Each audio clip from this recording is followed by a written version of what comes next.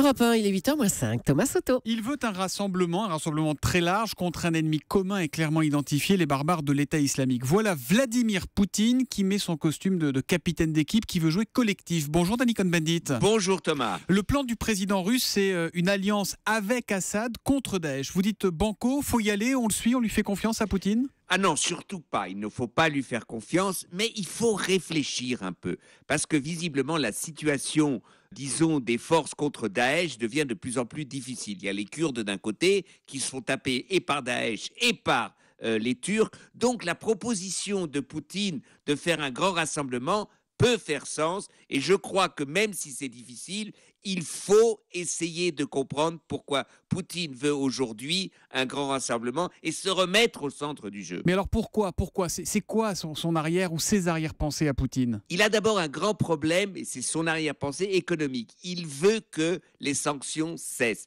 D'ailleurs, il a maîtrisé ses sbires en Ukraine, le cessez-le-feu semble tenir, et maintenant il veut maintenir Assad à Damas. Et en même temps, il sait que ça ne durera pas éternellement, mais il veut que toutes les forces internationales, avec l'Iran, avec l'ONU, soient capables de tenir un espace contre Daesh. Et son arrière-pensée, il se remet au centre du jeu, il devient un élément positif dans le grand jeu diplomatique et dans le grand jeu militaire. Oui, mais attendez, il se remet au centre du jeu, mais il y en a un autre qui remet dans le jeu, c'est Bachar el-Assad.